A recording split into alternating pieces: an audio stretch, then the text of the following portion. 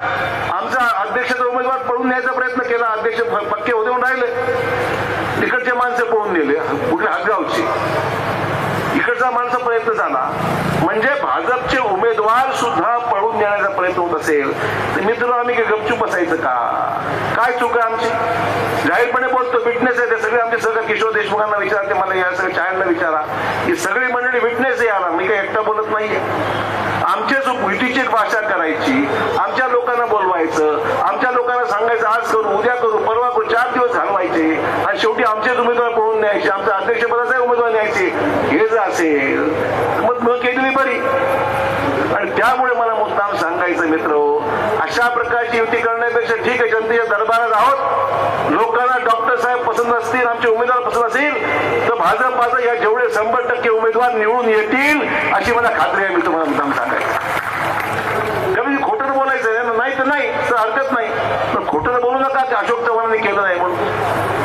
एवढं आम्ही राज्य चालवलेलं आहे, राज्यामध्ये महायुती सरकार, महाआघाडीचं सरकार मी चालवलेलं आहे. एकेकाळी 3-4 पक्ष घेऊन मी चाललेलो आहे.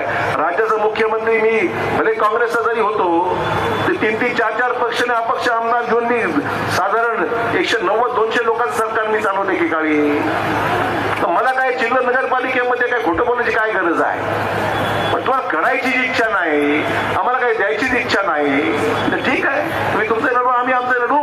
जनतेच्या दरबारामध्ये आम्ही आलेलो आहोत आणि जनता आमच्याबरोबर 100% राहणार आहे. तर तुम्हाला आमच्याकडून युती करायची गरज काय पडली? मग तुम्हाला आमची इच्छा संपवायचीच होती तर भाजप हा काय राष्ट्रीय पक्ष आहे, तुम्ही संपवण्याचा प्रयत्न जरी केला तर आम्ही संपणार नाही हे मला मुद्दाम सांगितलं पाहिजे. मी तो हे पण खुलासा यासाठी करत आहे, मी खुलासा यासाठी करत आहे की तुम्हाला खरं काय ते कळलं पाहिजे. आम्हाला काही व्यक्तिगत भांडण आहे कोणाशी, व्यक्तिगत काम आहे म्हणून मी माझ्या सहकारी मित्र त्या सगळ्यांच्या प्रचारात आलोय मुद्दाम. तुम्ही चिंता करू नका, अशोक चव्हाण व्यक्तिशःही तुमच्या बरोबर आहे, पक्षाबरोबर आहे आणि तुम्हाला पूर्णपणे निवडून आणण्याकरता प्रयत्नांची पराकाष्ठा आम्ही केल्याशिवाय राहणार नाही, मला मुद्दाम सांगितलं पाहिजे. मित्र, शिवसेनेची मंत्र्यांची फौज उतरवली आहे, हरकत नाही, करता आम्ही उतरवली, त्यांनी उतरवली. आमचे मुख्यमंत्री येऊन गेले, त्याचे उपमुख्यमंत्री येऊन गेले, आज मंत्री फिरतात महाराष्ट्र तुमच्या शिवसेनेचे. पण असे बेछूट आरोप करत आहेत ते फक्त मला थोडासा उत्तर, मला कोणाच्या व्यक्तिगत टीका करायची नाही, पण ते जे बोलले त्याला खरं तर सांगावं लागेल मला. आता मुदखेडमध्ये सभा झाली, आमचे गुलाबराव त्या ठिकाणी आलेत, पाणी पुरवठा मंत्री, आणि ते म्हणाले की पाणी पुरवठा या ठिकाणी मुदखेडला पाणी घडवून मिळतंय, अमुक मिळतंय, खराब मिळते, पाणी पुरवठा योजना अशी आहे. मला गुलाबराव पाटलांना हात जोडून विनंती करायची आहे, गुलाबरावजी, मागच्याही सरकारमध्ये उद्धव ठाकरे सरकारमध्ये तुम्ही पाणी पुरवठा मंत्री होता, आजही पाणी पुरवठा मंत्री आहात. महाराष्ट्र जाऊ द्या, नांदेड जिल्ह्यामधल्या ग्रामीण जल जीवन मिशनचं एक तरी काम पूर्ण झालंय का मला सांगावं? एक तरी झालंय का? खेड्यापाड्यातील लोक अजूनही घागरी घेऊन फिरतायत कारण की तुमच्या जल जीवनची कामं अर्धवट पडली आहेत. तुम्ही निवडणुकीला आता पण 4 वर्ष तुम्ही फिरला असता, या ग्रामीण भागात नळ पाणी पुरवठ्याला पैसे दिले असते, आजपर्यंत वॉटर ग्रीडचं काम होऊन गेलं असतं, आज पण ग्रामीण भागात पाणी पुरवठा योजना पूर्ण झाल्या असत्या. अरे मोदी साहेबांचा पैसा आहे, केंद्र सरकारने दिलेला पैसा आहे, तो सुद्धा महाराष्ट्रामध्ये पूर्ण, मी तर नांदेडची गोष्ट करत नाही तर पूर्ण महाराष्ट्राची गोष्ट करतोय, पूर्ण संसदेमध्ये चर्चा होते, महाराष्ट्राच्या विधानसभेमध्ये चर्चा होते की या योजना तुमच्या मंत्रिमंडळामध्ये तुम्ही मंत्री असल्यापर्यंत का पूर्ण होत नाही. माझी हात जोडून विनंती आहे, इलेक्शन झाल्यावर तरी वापस जा आणि आमच्या योजना पूर्ण करून द्या ही माझी हात जोडून विनंती तुम्हाला आहे. आता तरी खरं बोला. अशोक चव्हाण टीका करा ना, हरकत नाही, मला टीकेची सवय झाली. तुम्ही मला चक्रव्यूहामध्ये या ठिकाणी अडकवण्याचा प्रयत्न करतात. तुम्ही किती जरी काही जरी बोललं, अशोक चव्हाण काय आहे हे मराठवाड्याच्या, नांदेडच्या आणि महाराष्ट्राच्या जनतेला माहिती आहे. तुमच्या सर्टिफिकेटची मला गरज नको नाहीये. आणि किमान बोलताना खरं, निवडणूक आहे, खरं तर बोला. बेछूट आरोप करायचे, खोटं नाटक काहीतरी बोलायचं, ही काय पद्धत झाली का हो? खरं तरी बोला. आणि आम्ही पाणी पुरवठा पूर्ण करू एवढं तर आश्वासन द्या ना, शिवसेनेच्या वतीने द्या, काय हरकत नाही. पण जल जीवन मिशनची कामं तरी मराठवाड्यात, नांदेड जिल्ह्यामध्ये तरी पूर्ण करा, वॉटर ग्रीडचं काम पूर्ण करा, अशी हात जोडून विनंती आहे तुम्हाला. नगरपालिकेच्या कामाला पैसे द्या, तुमच्याकडे विषय नाही, तो नगर विकासचा विषय आहे, पण पक्ष तुमचा संबंध आहे त्याच्याशी, त्याला पैसे द्या. वर्ष पैसे दिले नाही तर कामं पूर्ण कशी होतील? त्यामुळे मला एवढं सांगायचं आहे, ही सगळी कामं प्रामाणिकपणे पूर्ण करण्याचा प्रयत्न तुम्ही करा. मला काही म्हणणं नाही. टीका करा, 4 शब्द हिमायतनगर मला शिव्या द्या, बिलकुल मी ऐकायला तयार आहे. पण लोकांना खोटं बोलू नका अशी माझी अपेक्षा. गुलाबराव पाटील आता इकडे येतील आणि नंतर केव्हा येतील? 5 वर्षानंतर.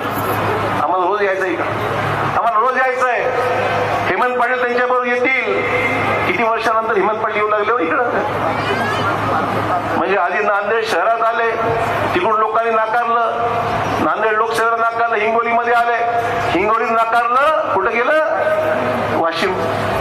आता पुढचं माहित नाही, वाशिमहून अजून पुढे झालं ते मला माहित नाही. म्हणजे सर्व राज्य फिरणारा आमचा हा सहकारी मित्र आहे. राज्यातल्या सर्व जिल्ह्यात जाऊन प्रयोग करायचा आणि मग यायचंच नाही ना, कारण काय कामच करायचं नाही, परत यायचं कामच नाही. आम्हाला यायचं इकडे.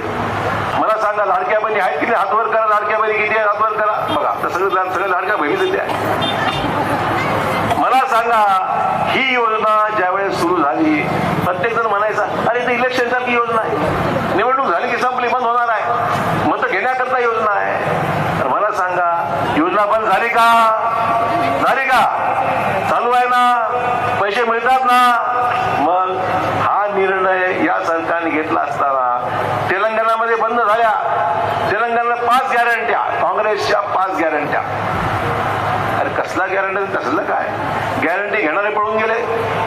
बिहारमध्ये किती? 5 जागा आल्या फक्त. किती? 5 जागा. म्हणजे बिहारची गॅरंटी काय ते बघितलं.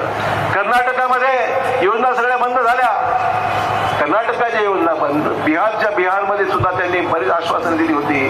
तर खोटी आश्वासनं आमचं सरकार देणार नाही.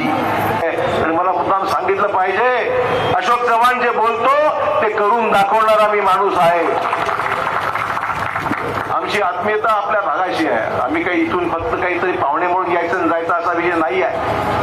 आत्मीयता आहे, आपली लोक आहेत. आज एवढी माणसं कशाला जमतात?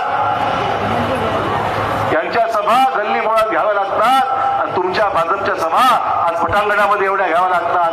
हा संकेत आहे लोकांचा की वारं कुठल्या दिशेने वाहत आहे. वारं कुठल्या दिशेने वाहत आहे. आणि मित्र, फक्त आरोप प्रत्यारोप, मी या ठिकाणी कोणावरही आरोप प्रत्यारोप मी केलेला नाही. फक्त माझ्या विरोधात जे बोलले त्याचा खुलासा या ठिकाणी केला आहे. हे मला मुद्दाम सांगायचं, माझी सवय नाही.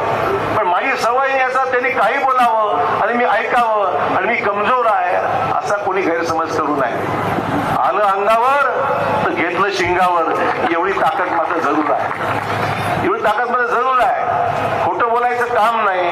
बोलू ते करून दाखवू. तर आम्हाला वाईट वाटतं, मोठे मोठे मंत्री येतात, अरे गावामध्ये जे काम हाती घेते कमी पूर्ण करा ना. तुमचे डिपार्टमेंट आहे, तुमचं काम आहे, तेवढं तर कमी पूर्ण करा. तुम्ही नांदेडला पुढच्या 5 वर्षांनीच येणार आहात, एवढं तर पूर्ण करा. आणि चौकडून अशोक चव्हाणाला घेरायचं हरकत नाही.